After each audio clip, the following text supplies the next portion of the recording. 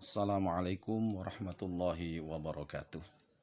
Bismillahirrahmanirrahim. Hamdan wa syukran lillah. Salatan wa salaman ala rasulillah. Wa ba'da. Anak-anakku yang dirahmati Allah, ketemu lagi dengan Ustadz Fathul Huda di kelas fikih 11. Pada kesempatan kali ini kita akan belajar tentang pernikahan. Kemudian yang akan kita pelajari pertama adalah tentang persiapan pernikahan di dalam Islam.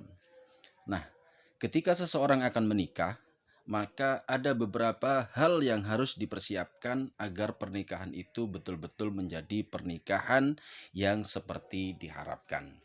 Nah, persiapan pernikahan dalam agama Islam, yang pertama yang harus kita lakukan, walaupun ini tidak wajib, yang pertama adalah sholat istikharah. Nah, sholat istikharah ini adalah sholat di mana kita itu meminta petunjuk kepada Allah atas kebimbangan dari apa yang akan kita lakukan. Jadi, yang dimaksud di sini adalah agar hati kita ini diberi kemantapan oleh Allah Subhanahu wa taala dalam mengambil keputusan. Sholat istikharah ini dapat dilakukan ketika kamu merasa bimbang akan sesuatu dan bingung untuk mengambil keputusan. Kemudian persiapan yang kedua adalah khitbah, atau kalau orang Jawa mengatakan itu lamaran.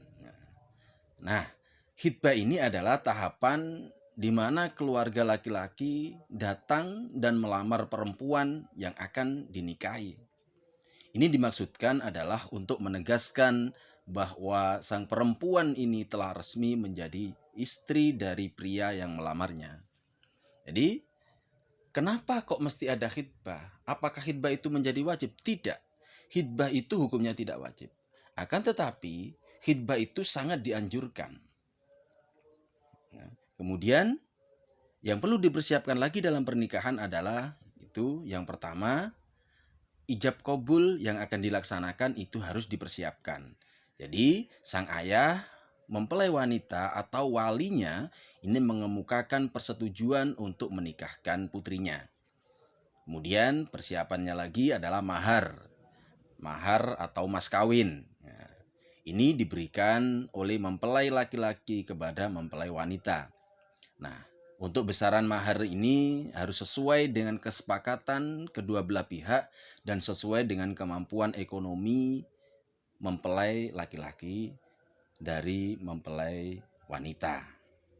Kemudian yang terakhir yaitu wali serta saksi. Ya. Ini harus dipersiapkan. Wali harus sudah ada agar pernikahan nanti bisa berjalan dengan lancar.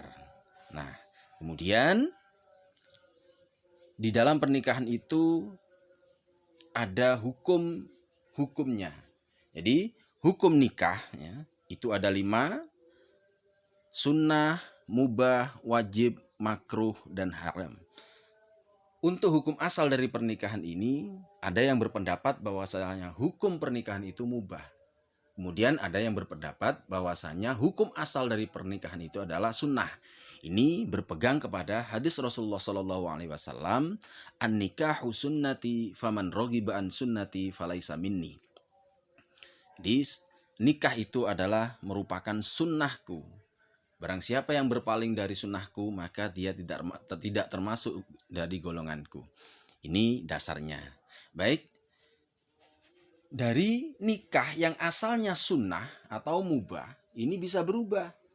Yang pertama yaitu mubah, atau diperbolehkan. Ya, maksudnya di sini nikah itu hanya sekedar mubah ketika seseorang sudah bisa menghidupi keluarga, akan tetapi dia tidak ada alasan apapun untuk menikah. Jadi tidak ada dorongan suatu apapun untuk dia menikah. Ini hukumnya menjadi mubah. Kemudian yang kedua adalah sunnah. Nah, sunnah ini adalah bagi seseorang yang berkehendak serta mampu memberikan nafkah serta yang lainnya. Kemudian yang ketiga hukumnya wajib. Wajib ini bagi seseorang, bagi yang mampu memberi nafkah, akan tetapi dia takut ketika dia tidak menikah, dia akan terjerumus kepada jurang perzinaan. Maka orang yang seperti ini wajib hukumnya melakukan pernikahan. Kemudian yang keempat, hukumnya makruh. Jadi nikah itu bisa berubah menjadi makruh. Makruh itu artinya dibenci oleh Allah. Nah, makruh ini hukumnya bagi orang yang tidak mampu memberikan nafkah kepada istrinya. Kemudian yang kelima ini adalah haram. Jadi haram menikah bagi seseorang yang mempunyai keinginan untuk menyakiti istrinya, atau dia mempunyai dendam kepada seorang wanita, kemudian dia memanfaatkan itu untuk menikahi wanita ini, kemudian di dalam pernikahan nanti dia ingin menyakiti sang perempuan ini. Nah, yang seperti ini, nikah ini hukumnya haram. Baik, setelah itu pernikahan yang terlarang. Jadi pernikahan itu ada yang dilarang oleh Allah Subhanahu wa taala. Yang pertama yaitu nikah dengan niat untuk mentalaknya. Jadi dia ingin menikahi seorang wanita, kemudian dia punya keinginan untuk mentalak si wanita ini. Maka ini hukumnya dilarang atau haram. Kemudian yang kedua adalah nikah tahlil atau nikah muhallil, yaitu seseorang yang menikahi wanita yang telah diceraikan 3 kali oleh suaminya atau talak bain kubro, kemudian dia punya niatan untuk menceraikannya kembali agar dapat dinikahi oleh mantan suaminya. Atau dengan kata lain, ada seorang suami yang ingin kembali kepada istrinya, akan tetapi dia sudah terkendala oleh hukum. Dia tidak bisa menikahi istrinya itu karena dia sudah mentalaknya 3 kali. Nah, kalau sudah 3 kali talak, maka seorang suami tidak boleh kembali lagi kepada istrinya. Oleh karena itu, untuk bisa kembali kepada istrinya, dia harus menunggu mantan istrinya ini dinikahi oleh orang lain, kemudian orang lain ini nanti ini menceraikan istrinya. Nah, ketika sudah diceraikan, maka sang mantan suami boleh kembali lagi kepada mantan istrinya.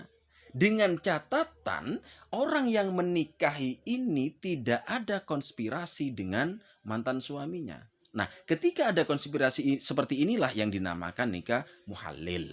Nah, nikah muhallil ini hukumnya haram. Kemudian yang ketiga, nikah dengan bekas istri yang telah ditalak 3. Nah, ini tidak perlu saya jelaskan karena sama dengan yang di atas tadi ya. Jadi istri sudah ditalak 3, kemudian dia mau kembali lagi kepada istrinya, maka hukumnya haram. Kemudian yang keempat, nikah seseorang yang dalam masa iddah.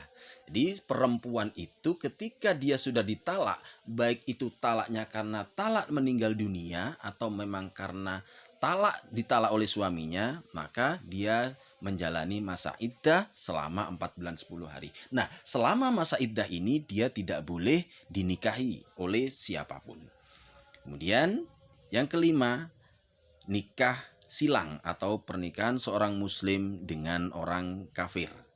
Dan yang terakhir yaitu nikah mut'ah. Nikah mut'ah ini kawin kontrak. Jadi dia ingin menikahi seorang wanita kemudian dengan perjanjian kontrak beberapa waktu. Oke, kita akan menikah selama 1 tahun. Nah, ini namanya kontrak. Ini dilarang di dalam agama. Ini pernikahan terlarang. Baik, itu yang bisa saya sampaikan pada pertemuan kali ini. Mudah-mudahan kita semua diberikan pemahaman oleh Allah sehingga nanti di dalam kita mengarungi bahtera rumah tangga kita senantiasa bersama ridha Allah Subhanahu wa taala. Terima kasih. Assalamualaikum warahmatullahi wabarakatuh.